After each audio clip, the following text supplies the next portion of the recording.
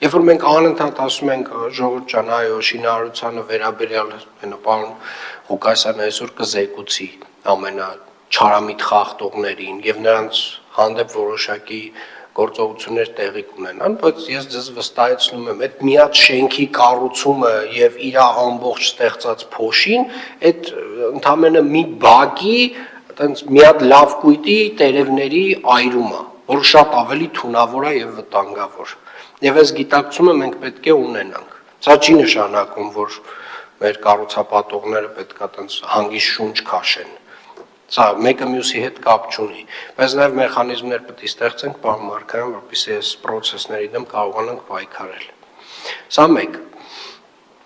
Երկրորդը, ես սկսել եմ անակնկալ այցերով գնալ վարչական շրջաններ, եղել եմ 2 վարչական շրջաններում, ահռելի մեծ ծավալի գործ արվում, հարգելի գործընկերներ,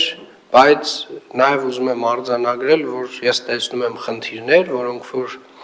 ավելի քիչ կապված են մեր նախագծերի հետ, ավելի շատ կապված են մեր առօրյա անելիքների հետ, օրինակ աղբանության կամ սահմանափակման հարցերը, որոնք որ ռուտին հարցեր են, բայց դրանք այն հարցերն են, որտեղ որ առհասարակ մենք պետք է անթերի գործենք։ Եվ հարցը մի կողմից պետք է իհարկե հասկանանք վարչարարական առումով ունենք խնդիրներ, թե չունենք եւ կհասկանանք, մյուս կողմից է պարոն Մարգարյան պետք է հասկանանք ռեսուրսի խնդիր ունենք, թե չունենք, ճիշտ գնահատենք, էլի, այսինքն պահանջենք այն ծավալով, ինչքանի ռեսուրս ենք տվել եւ ռեսուրսը տանք ամբողջական։ Եվ ես կարծում եմ ամբողջ իմաստը վարչական շրջաններին այդ ռեսուրսը տալու կայանում էր նրանում, որ մենք խնդիրը լուծենք, ոչ թե կիսա լուծենք։ Սա առաջին հատվածը։ Երկրորդ հատվածը այնուամենայնիվ այդ ահռելի մեծ արվող նախագծերում ես տեսնում եմ էական թերություններ եւ արձանագրել եմ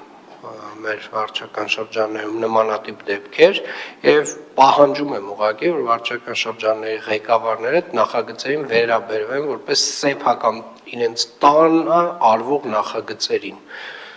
Ես բացառում եմ, որ ինչ որ մեկը իր սեփական տանը թույլ տա, որ, չգիտեմ, աթոռը տենց կիսաճոճ լինի կամ ինչ որ մի բանը քարը ծուռ դրած լինի։ Հետևաբար սա ձեր տան նախագծերն են։